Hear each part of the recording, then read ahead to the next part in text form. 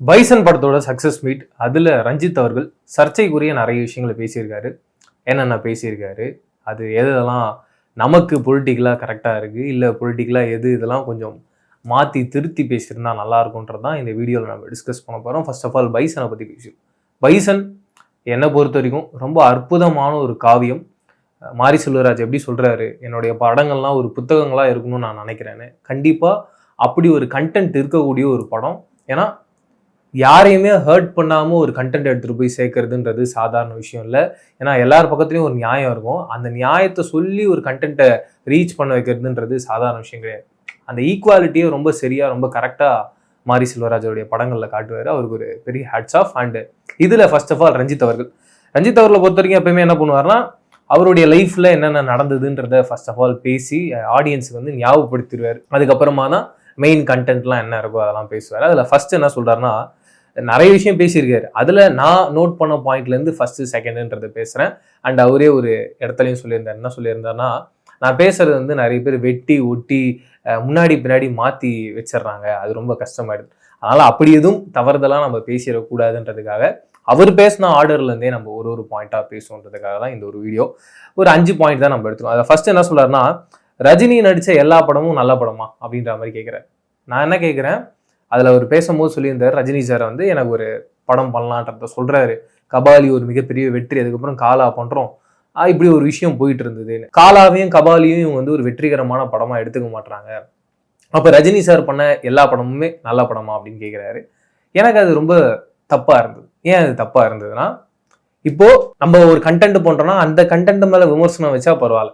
நம்ம கண்டென்ட் மேலே விமர்சனம் வச்சுட்டாங்கன்னு மற்றவங்க செய்யறதெல்லாம் சரியா அப்படின்னு கை காட்டுறது சரியான்றது எனக்கு தெரியல. இப்போ நான் ஒரு தப்பு பண்ணேன்னா நான் அதை எப்படி திருத்திக்கணும்னு பார்த்தாதான் நாங்க ஒரு நல்ல மனுஷனா மாற முடியும். மற்றவன் தப்பு பண்றான், அப்புறம் ஏன் அவனை கேட்காம என்ன மட்டும் கேட்குறீங்க அப்படின்னா அது சரியா இருக்காதுன்றது என்னோட கருத்து. ரஞ்சித் சார் அதை சொல்லும் போது எனக்கு அப்படிதான் இருந்தது. படங்கள் மேல வைக்கிற விமர்சனங்களை அது படங்களோட விமர்சனம் மட்டும் பார்த்துட்டு போனோம். இல்லை பொலிட்டிக்கலா ஏதாவது மாற்றணும்னு சொன்னாங்கன்னா ரஞ்சித் சாருக்கு அது சரியா இருந்தது அப்படின்ற பட்சத்தில் அவர் சரியா சொல்லிட்டு போறோம்.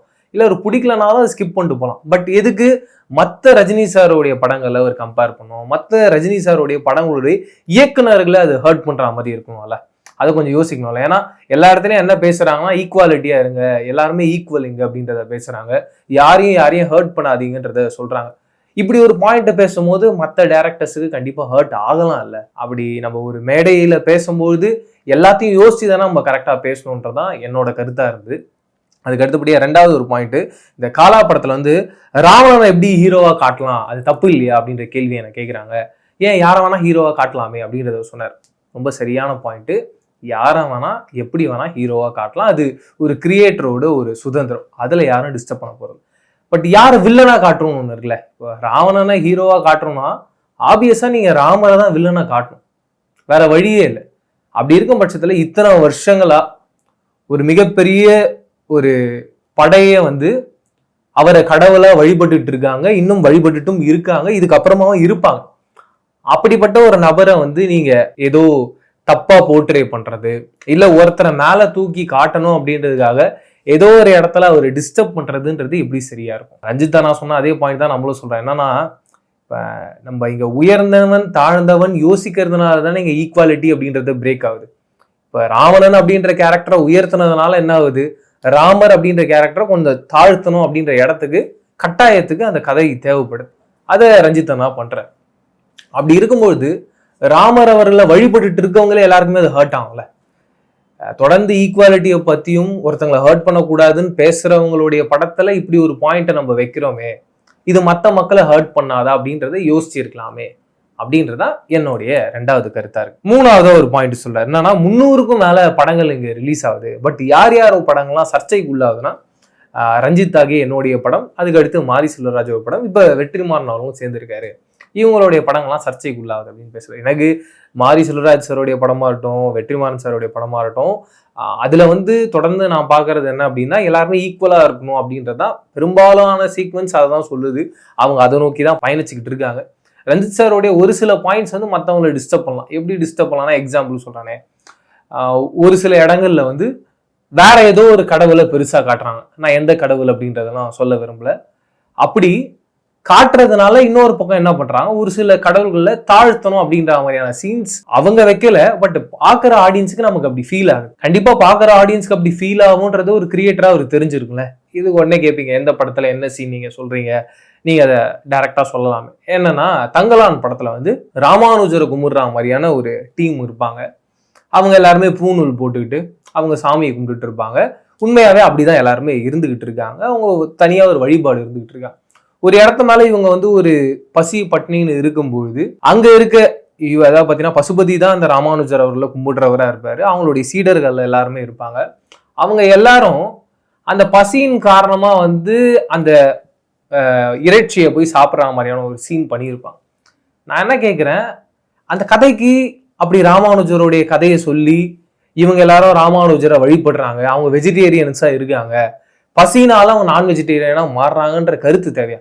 இப்ப பசினால ஒருத்தன் வெஜிடேரியனா இருந்து நான் வெஜிடேரியனா மாறுறான்ற ஒரு கண்டென்ட் நீங்க படத்துக்குள்ள கொண்டு வந்தீங்கன்னா அது யாரையும் ஹர்ட் பண்ண போறதில்ல, டிஸ்டர்ப் பண்ண போறதில்ல. ஒரு செட் ஆஃப் பீப்புள் ஒருத்தரை கும்பிட்டுக்கிட்டு இருக்காங்க, அவங்க கிட்ட இருந்து ஒருத்தர் வந்து வெஜிடேரியன்ல இருந்து நான் வெஜிடேரியனா மாறுறாங்கன்னா ராமானுஜரை வழிபட்டு இருக்கவங்களுக்கு அது எவ்வளவு ஹர்ட் ஆகும். நான் மறுபடியும் சொன்ன முதல் பாயிண்ட் தான் சொல்றேன். என்னன்னா, எல்லாரும் இங்க ஈக்குவாலிட்டின்னு பேசிக்கிட்டு இருக்கோம், யாரையும் ஹர்ட் பண்ணக்கூடாதுன்றத பேசிக்கிட்டு இருக்கோம், எல்லாரும் அதான் சொல்லிட்டு இருக்கோம்.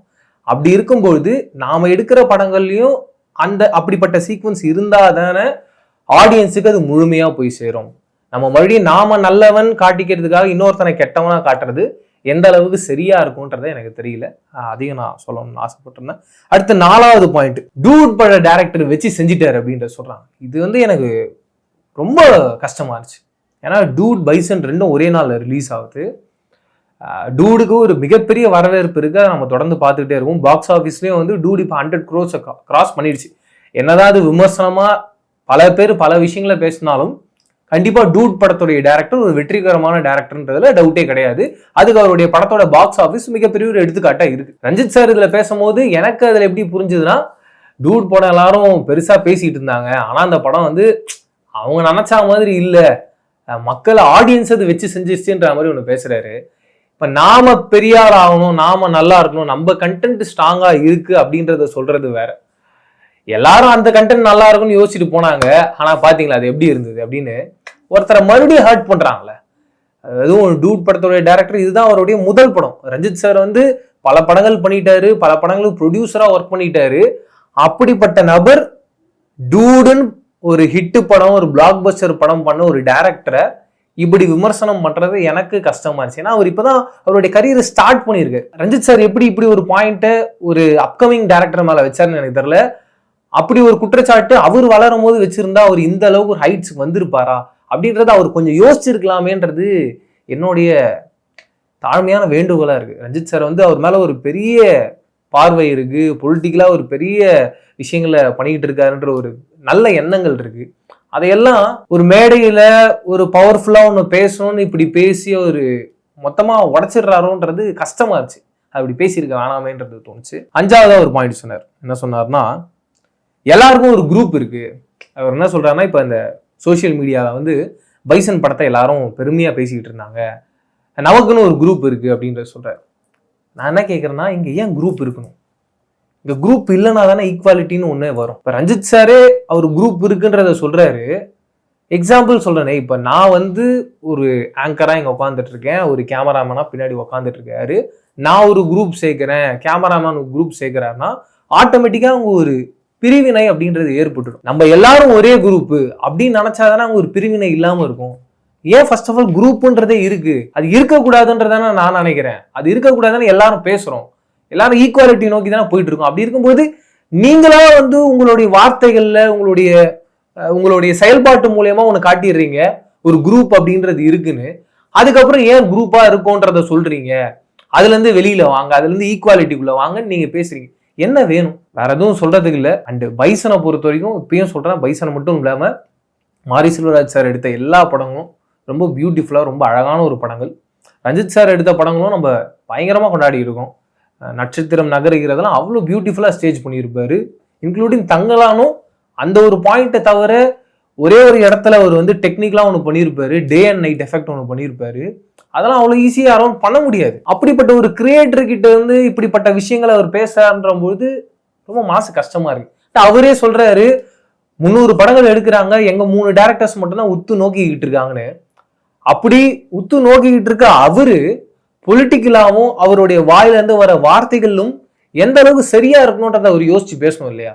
அது எத்தனை பேரை ஹர்ட் பண்ணும், எப்படி அந்த எந்த ஒரு யோசனையும் இல்லாம அவர் அதை பேசினாருன்றது எனக்கு தெரியல. இப்ப நான் பேசுறது உங்களுக்கு நிறைய பேருக்கு சரியா இருந்திருக்கலாம், தப்பா இருந்திருக்கலாம். சப்போஸ் யாராவது நான் பேசுறத பார்த்து ஹர்ட் ஆனீங்கன்னா மன்னிச்சுக்கோங்க. இல்ல நான் பேசுனது சரியா தான் இருந்தது, கரெக்டா தான் பேசுறீங்கன்னா உங்களுடைய கருத்துக்களை கமெண்ட் செக்ஷன்ல ஷேர் பண்ணிக்கோங்க. வேற ஒரு வீடியோல சந்திக்கிறேன். அது வரைக்கும் டடா பாய். நான் பிரவீன் KS. பாய்.